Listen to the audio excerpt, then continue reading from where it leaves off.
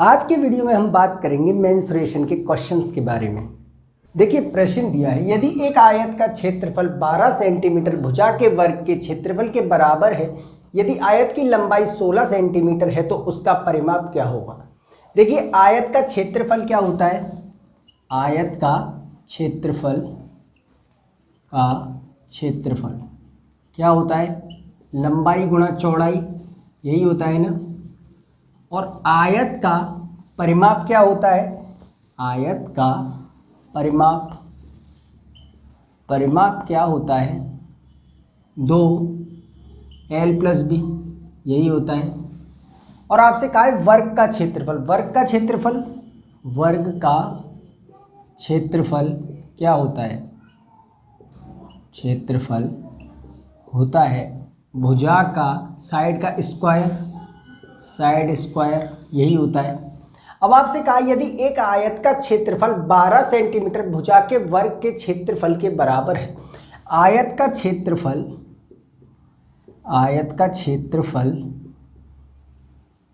किसके बराबर है, लिख सकता हूँ 12 गुणा 12 कितना हो जाएगा, 144 सेंटीमीटर स्क्वायर, इसकी वजह से, ठीक है ना।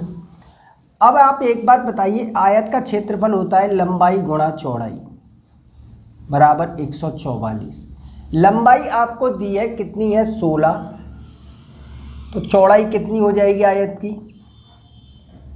144 कितनी हो जाएगी, चौड़ाई हो जाएगी 144/16, 9 सेंटीमीटर हो जाएगी या नहीं।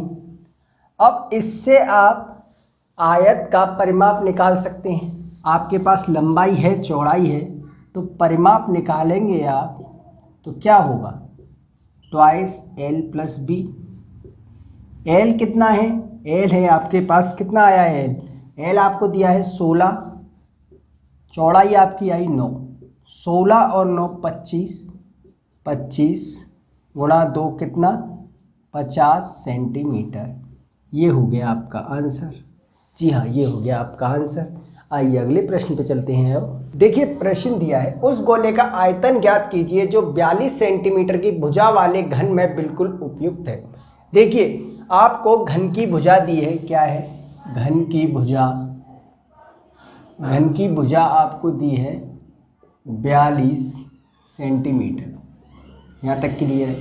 गोले का आयतन क्या होता है, गोले का आयतन क्या होता है, आयतन होता है 4/3 πr³, यही होता है। अब एक बात बताइए, जो घन की भुजा आपको दी है वो किसके बराबर होगी, वो आपकी डायमीटर के बराबर होगी या नहीं। घन की भुजा किसके बराबर होगी, डायमीटर के, डायमीटर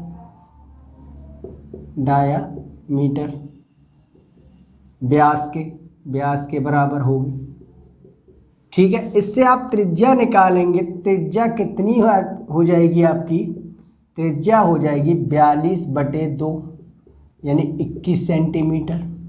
त्रिज्या आपके पास आ गई। अब आप गोले का आयतन निकाल सकते हैं। गोले का आयतन क्या होगा, गोले का आयतन होगा 4/3, पाई का मान 22/7 गुणा r³। r आपके पास है कितना, 21 गुणा 21, 7 या 21 ये कट गया, ये हो गया 88 गुणा 441।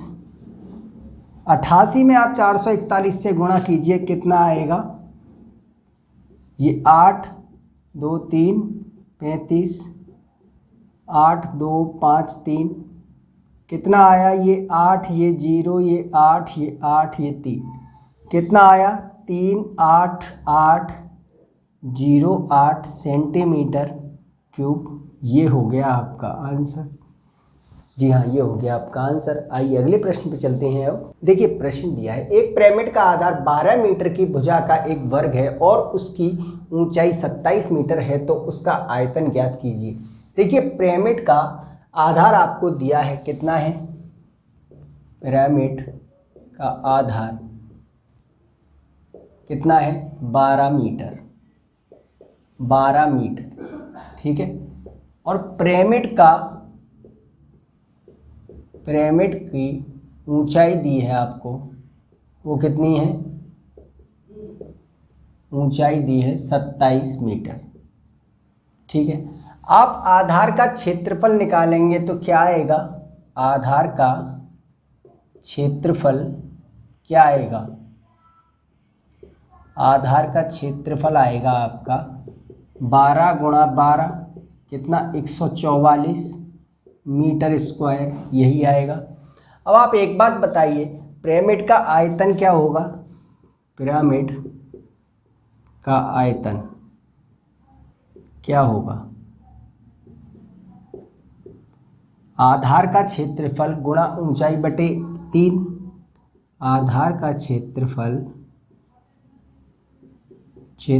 गुणा ऊंचाई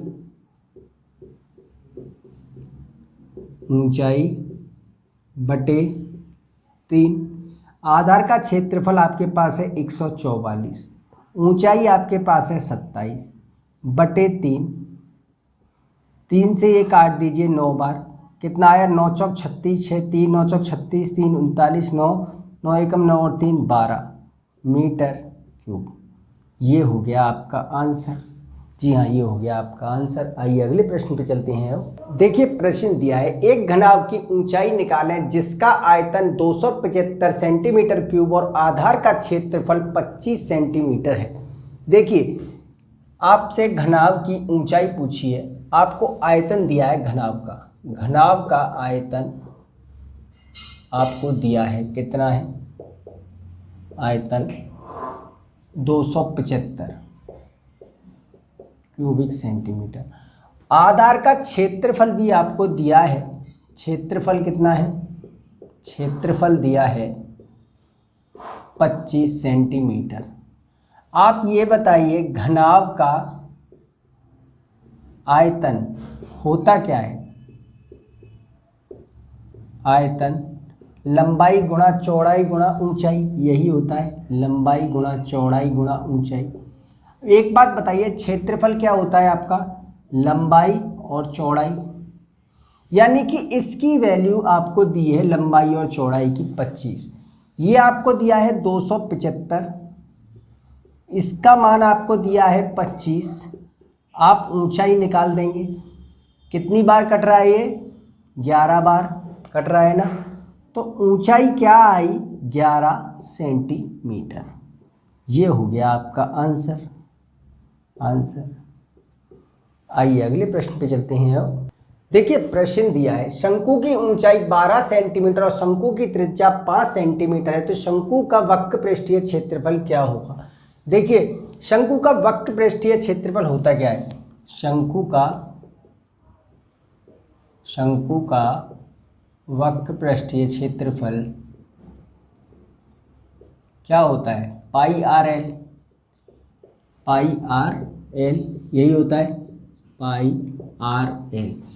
अब आपके पास आर का मान है, आर का मान आपके पास है, आपको चाहिए क्या? एल। स्लैंट हाइट आपको निकालनी पड़ेगी। एल कैसे निकालते हैं? एल निकालते हैं एल स्क्वायर बराबर R square plus H square से, ठीक है।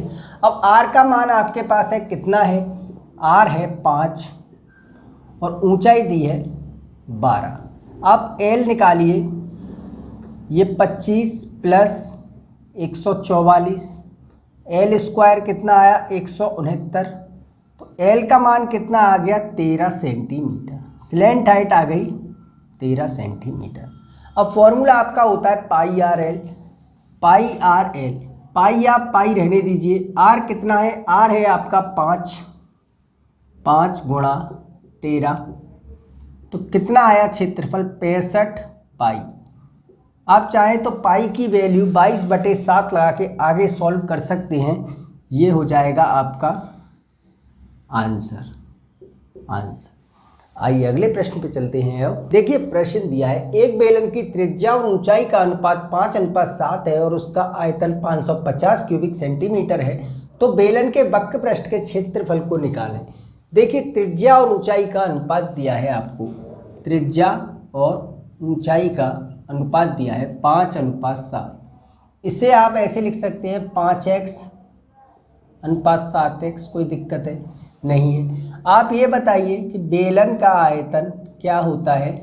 बेलन का आयतन होता है πr²h, यही होता है πr²h।